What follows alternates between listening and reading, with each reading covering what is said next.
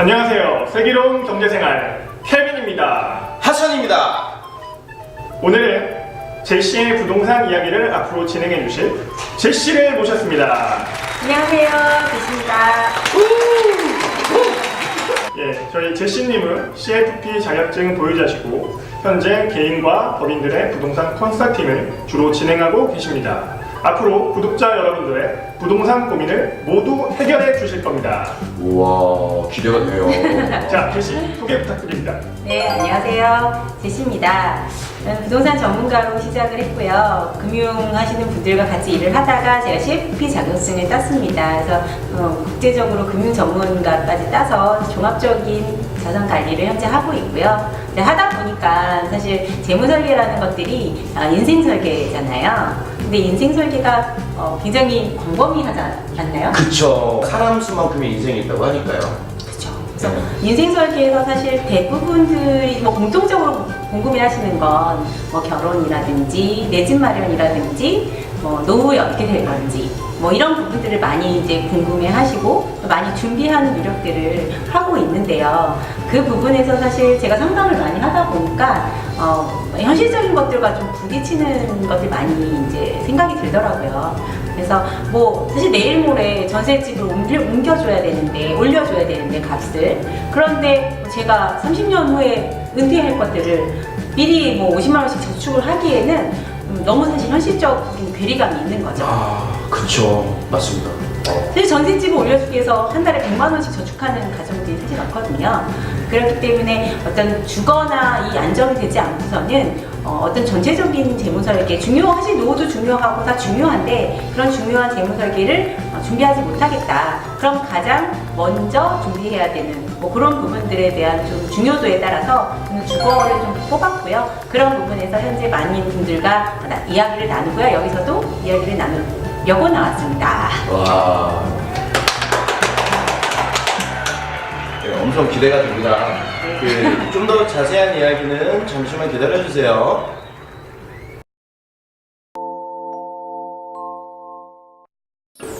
자, 그럼 제시, 오늘은 무슨 이야기를 해주실 건가요? 우리가 주거 안정을 위해서는 우리가 주택을 마련을 해야 되겠잖아요. 그쵸. 그럼 주택을 마련하는 방법은 어떤 게 있을까요? 월세도 있고 전세도 있을 거고 돈 주고 사는 수밖에 없지 않나요?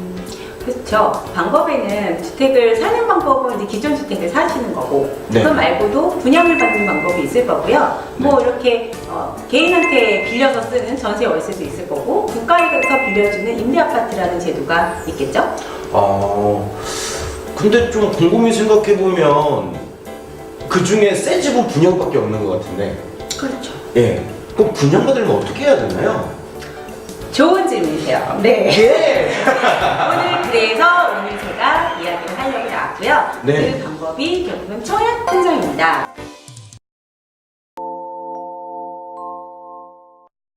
청약통장이요? 네. 그럼 분양이랑 청약통장이랑은 무슨 관계가 있는 건가요? 청약통장은 사실 국가에서 무주택 서민들이 내 집을 장만하기 위한 하나의 이제 방법으로 만들어낸 제도죠. 제도군요. 네. 그래서 어쨌든 분양을 받기 위해서는 첫 단추로 청약통장을 가입을 하셔야 되는 겁니다. 분양을 시작하기 위해서는? 분양을 받으시려면 받으려면? 쓰셔야 되는 거죠. 그렇군요. 네. 근데 요즘 같은 경우는 사실 많은 분들이 청약통장에 관심을 많이 갖고 있어요. 미래 지구라든지 과천이라든지 이런 좋은 지역에 많은 분양들이 지금 공급되고 있고 또 올해도 많이 공급 예정이기 때문에 그런 부분에서 청약통장을 그래서 관심들이 많아졌고요. 네. 핫산도 예전에 모르시고 들었어도 굉장히 잘 들어놓으신 거죠. 그래요? 네. 다행이네요. 감사합니다.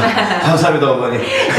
청약 이름을 좀 잘 모르신다는 게 조금 그렇긴 하지만 종류를 좀 살펴보면 사실 청약통장도 워낙 이제 오래된 제도다 보니까 과거부터 이제 계속 이어져 왔고요.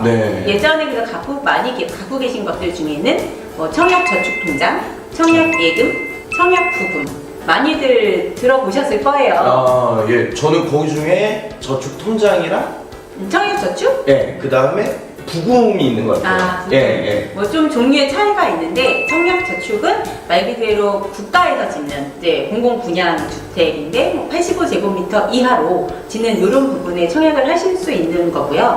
예, 청약부금은 똑같이 85제곱미터 이하인데 적금식으로 해서 이제 민영주택에다가 청약을 하실 수 있는 거예요. 민간에서 짓는 민간에서 것들. 짓는 거. 그렇죠. 그렇군요. 네. 그리고 청약예금이 있는데 청약예금은 똑같이 민간인데 이렇게 뭐 핫산처럼 매월 뭐 얼마씩 10만 원, 20만 원씩 뭐 붙는 것들은 적금식이잖아요. 네네네. 그게 청약부금이라면 청약예금은 뭐 300만 원, 뭐 600만 원 이런 식으로 예치 큰 금액을 예치해 놓는 일시에 이제 그렇게 하는 게 청약예금이라고 이렇게 세 종류가 있었죠.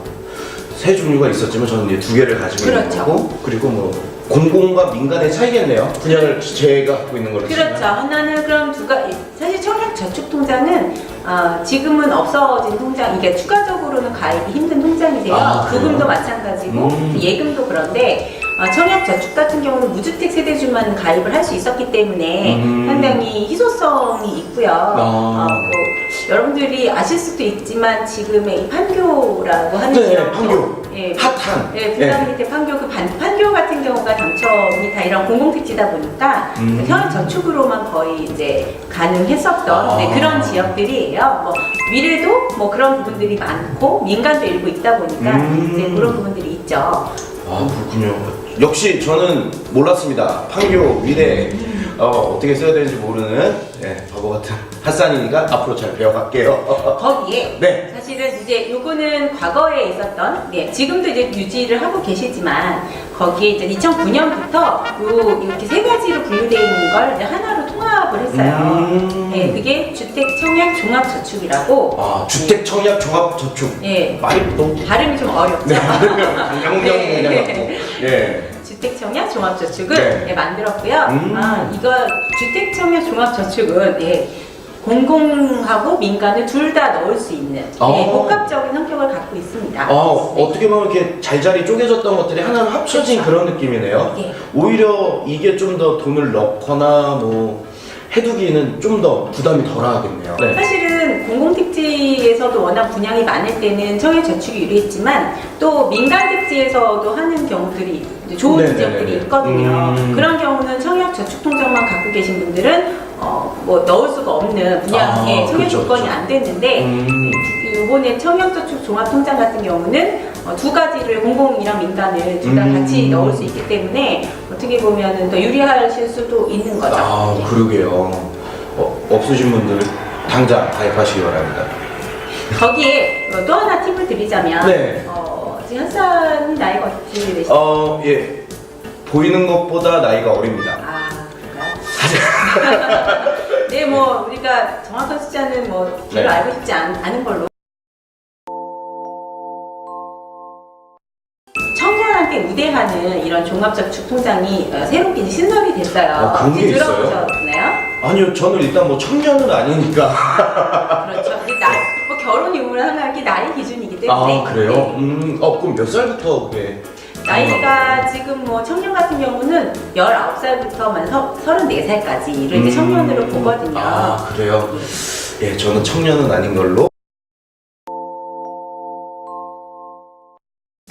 그게 이제 주택청약통장하고 지금 아까 말한 종합통장하고 같으면서도 청년들만 이제 우대해서 가입을 시켜주는 거고요. 뭐 똑같이 청약통장을 쓰는 방법은 동일한데 이제 좀 더 이제 장점이라고 하면 장점 궁금하죠. 우선 우리가 청약통장을 해도 매월 뭐 5만 원, 10만 원씩 계속 이렇게 2년 이상을 해야 1순위가 되거든요.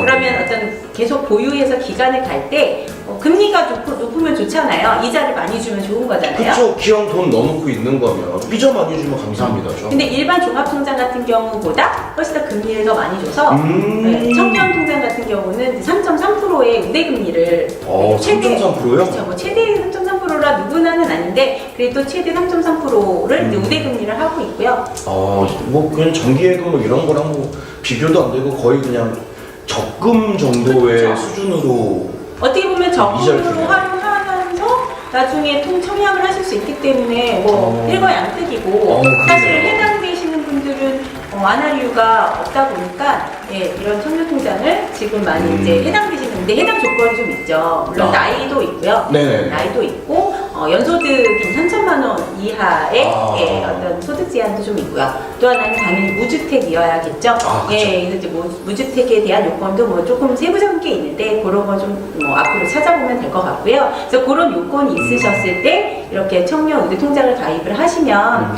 실제로 이자 소득세도 500만 원까지는 이제 비과세로 해주니까 2년 유지를 한다고 했을 때 대단하네요. 네, 여러 가지 네. 좀 혜택을 주고 있어서 뭐 저는 하고 싶지만 안 될 것 같고요. 그래서 네. 뭐 해당되시는 분들은 예, 이 청년 통장으로 가입을 하시면 굉장히 네. 도움이 많이 되실 거로 생각이 됩니다. 뭐 만약 19세에서 34세면 뭐 사회초년생들도 있고 하겠지만 어차피 돈을 모으기에 적금들은 많이 들잖아요. 네네네. 저도 그랬고 어릴 때 그 기왕 적금 같은 거 드는 거면 이렇게 갈아타면서 그 이유 혜택도 받고 청약 준비도 하고 비과세 혜택도 받고 비과세 혜택도 받고 네. 엄청 좋은 제도가 나온 것 같으니 만 19세에서 34세까지 되시는 네. 분들은 당장 조건을 한번 알아보도록 하세요. 그러고 종류에 대해서 이제 알아봤고요. 네. 그리고 앞으로는 이제 제가 실은 되게 궁금한 것들은 과연 청약을 어떻게 써야 되느냐.